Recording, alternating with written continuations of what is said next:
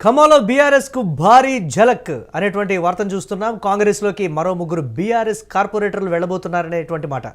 కండువా కప్పి పార్టీలోకి ఆహ్వానించారు సీఎం రేవంత్. ఇటీవల కాంగ్రెస్ కండువా కప్పుకున్నటువంటి పరిస్థితి ఉంది. 5గురు బీఆర్ఎస్ కార్పొరేటర్లు మరికొందరు క్యూలో ఉన్నారని కూడా తీవ్రమైనటువంటి ప్రచారం జరుగుతోంది. ఖమ్మంలో కేటీఆర్ పర్యటన నేపథ్యంలో బీఆర్ఎస్ నుంచి కాంగ్రెస్కి వలసలు రావడం అనేది ఒకంత చర్చనీయాంశమైనటువంటి పరిస్థితి ఉంది. ఖమ్మం కార్పొరేషన్లో 40కి చేరింది కాంగ్రెస్ బలం. ప్రస్తుతం కార్పొరేషన్లో బీఆర్ఎస్ బలం 16గా ఉంది. క్యాడర్ను కాపాడుకునేందుకు బీఆర్ఎస్ తీవ్రమైనటువంటి ప్రయత్నాలు చేస్తున్నట్లుగా తెలుస్తోంది. దీనిపై మరిన్ని అప్డేట్స్ కరెస్పాండెంట్ సతీష్ అందిస్తారు. సతీష్, కేటీఆర్ పర్యటన నేపథ్యంలోనే ఒక ముగ్గురు బీఆర్ఎస్ కార్పొరేటర్లు కాంగ్రెస్లోకి వస్తున్నారంటే అసలు ఖమ్మం జిల్లాకు సంబంధించి బీఆర్ఎస్లో ఏం జరుగుతోందనేటువంటి ప్రశ్న ఏం చెప్తున్నారు? దీనికి సంబంధించి బీఆర్ఎస్ నేతలు, కాంగ్రెస్ క్యాడరే ఉంటుంది. ముఖ్యంగా ఏదైతే మురళి కార్పొరేట్ ఎలక్షన్స్ అయితే ఏదైతే జరగబోతున్నాయో దాదాపు 117 కార్పొరేషన్లకు సంబంధించి మొత్తం తెలంగాణ రాష్ట్ర వ్యాప్తంగా అన్ని జిల్లాల్లో జరగనున్నాయి. వీటికి సంబంధించి ఖమ్మంలో దాదాపు 60 మంది కార్పొరేటర్లు ఉంటారు. 60 మందికి సంబంధించి గతంలో ఏదైతే బీఆర్ఎస్ 43 గెలవగా దానికి సంబంధించి ఏదైతే ఈ అసెంబ్లీ ఎన్నికల తర్వాత 2023 అసెంబ్లీ ఎలక్షన్ తర్వాత ఒక్కసారిగా సీన్ అంతా మారిపోయింది. పొలిటికల్ క్యాడర్ అంతా కూడా ఎవరైతే 43 తోటి బీఆర్ఎస్ లీడింగ్ లో ఉండేనో వాళ్ళంతా కూడా ఏదో డిప్యూటీ మేయర్ అలాగే వారితో పాటు ఒక 15 మంది కార్పొరేటర్లు 2023 అసెంబ్లీ ఎన్నికల తర్వాత కారు దిగి హస్తానికి చేరారు. దాంతో పాటు మరికొందరు కార్పొరేటర్లు కూడా దాదాపు అందరూ కూడా ఇటు కాంగ్రెస్ వైపు వచ్చే ప్రయత్నం చేశారు. సో మొన్న ఏదైతే మహేష్ కుమార్ గౌడ్ దగ్గర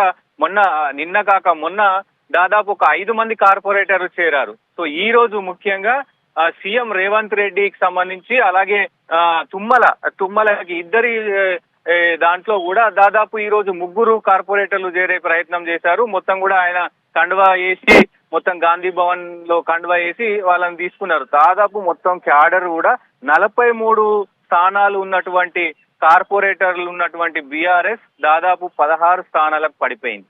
సో ఈ నేపథ్యంలోనే కేటీఆర్ కూడా ఖమ్మం టూర్ కు అంటే వెళ్లే ముందు పెద్ద షాక్ అనుకోవచ్చు మురళి. ముఖ్యంగా ఏదైతే వాళ్ళు ఈ మున్సిపల్ కి సంబంధించి టార్గెట్ చేశారో దాన్ని మొత్తం కూడా కోల్పోయిన పరిస్థితి అయితే కనబడతా ఉంది. ఇప్పటికే గతంలో మున్సిపల్ శాఖకి ఆయన పనిచేశారు, కేటీఆర్ పనిచేశారు, కీలక శాఖ మంత్రిగా ఆయన పనిచేశారు. సో ఈ మున్సిపల్ కి సంబంధించి పెద్ద ఎత్తున ఫెయిల్ అయ్యారు అనేది చూపించుకుంటూ కూడా ఇటు ఒకవైపు కాంగ్రెస్ ఎదురుదాడికి ప్రయత్నిస్తుంది.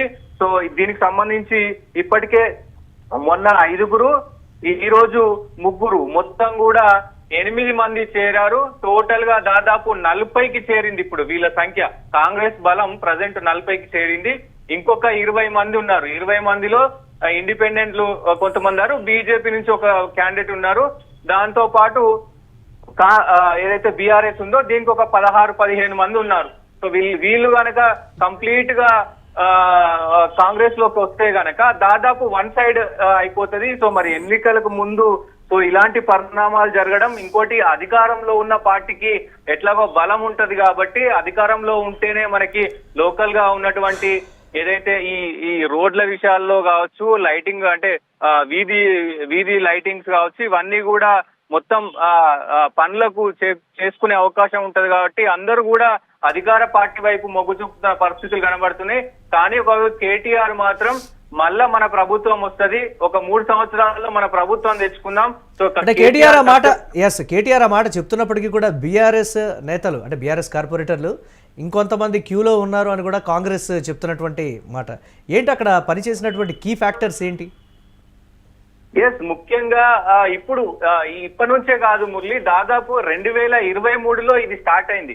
ఇప్పుడు ఎలక్షన్స్ వస్తున్నాయని పెద్ద స్పెషల్ గా ఏం లేదు. ముఖ్యంగా 2023 అసెంబ్లీ ఎలక్షన్స్ తర్వాతనే అక్కడ ఉన్నటువంటి మేయర్, డిప్యూటీ మేయర్ ఇద్దరు, ఫస్ట్ డిప్యూటీ మేయర్ ఆయనతో పాటు ఒక 15 మంది కార్పొరేటర్లు అందరూ కూడా వెళ్లిపోయారు. ఈ నేపథ్యంలోనే ఆ డిప్యూటీ మేయర్ పదవి కాస్త వాళ్ళు కోల్పోయిన పరిస్థితి ఉంది. సో మొత్తం అప్పటి నుంచి ఇప్పటిదాకా కోల్పోతూ వచ్చారు. ఇప్పుడు మిగిలింది దాదాపు 16 మంది ఉన్నారు. ఆ 16 మంది కూడా డెవలప్మెంట్, ఎందుకంటే గతంలో మెయిన్ ఫ్యాక్టర్ అక్కడ ఉన్నటువంటి అంటే జిల్లాల్లో ఉన్నటువంటి ఏదైతే ఈ మున్సిపల్ సంబంధించిన శాఖలు ఉన్నాయో వీటిలో పెద్ద ఎత్తున డెవలప్మెంట్ అనేది లేదు. కేటీఆర్ దృష్టి పెట్టలేదు. సో బీఆర్ఎస్ పార్టీలో అప్పుడు అధికారంలో ఉన్నప్పుడు కూడా కార్పొరేటర్లకు ఎలాంటి ఆయన చేయూతని ఇవ్వలేదు అనేది ఒక కీ ఫ్యాక్టర్ అయితే చెప్పుకోవచ్చు. దానికి సంబంధించి ఇప్పుడు ఇక్కడ కాంగ్రెస్ కు సంబంధించి వీళ్ళంతా కూడా మీరు మా పార్టీలోకి రండి, మా పార్టీలో చేరితే కనుక మేము పెద్ద ఎత్తున మీకు ఏది కావాలంటే అది చేస్తాం. ఎందుకంటే ముఖ్యంగా అక్కడ సిటీలో ఉన్నటువంటి కొన్ని గల్లీలో మెయిన్ గా water problem, lighting problem, drainage problem, ఈ ట్రాన్స్ఫార్మర్లకు సంబంధించి ఈ ప్రాబ్లం చిన్న చిన్న ప్రాబ్లమ్స్ ఉంటాయి. అది లక్షలలో అయ్యే పని. సో ఆ లక్షలలో అయ్యే పని కాబట్టి కాంగ్రెస్ వాళ్ళు కూడా చాలా నిక్కచ్చుగా వాళ్ళు ఫోకస్ చేస్తా ఉన్నారు. సో అందరినీ మెజారిటీ స్థానాలను ఇప్పుడు కాంగ్రెస్ గెలుచుకునే ప్రయత్నంలోనే ఇటు సీఎం రేవంత్ రెడ్డి కూడా పెద్ద ఎత్తున యాక్షన్ ప్లాన్ అయితే రెడీ చేశారు. అందులో భాగంగానే ఇదంతా జరుగుతుంది. కానీ ఈ పతనం మాత్రం ఇప్పుడే, అంటే ఇప్పుడు ఒక్కసారిగా ఈ ఎలక్షన్స్ కోసమే జరిగిందంటే కాదని చెప్పుకోవచ్చు. ఎందుకంటే ఎప్పుడైతే 23 ఎలక్షన్స్ తర్వాత బీఆర్ఎస్ ఓడిపోయిందో అప్పటి నుంచే ఈ కార్పొరేటర్లంతా కూడా అటు అధికారం ఉన్న పార్టీ వైపు వెళ్ళడం జరిగింది. Murali, right, thanks for updates Satish. ఇక ఖమ్మంలో బీఆర్ఎస్కు భారీ ఝలక్ తగిలినటువంటి బ్రేక్ న్యూస్ చూస్తున్నాం. కాంగ్రెస్లోకి మరో 3 బీఆర్ఎస్ కార్పొరేటర్లు అయితే చేరారు. కండువా కప్పి పార్టీలోకి సాదరంగా ఆహ్వానించారు రేవంత్ రెడ్డి.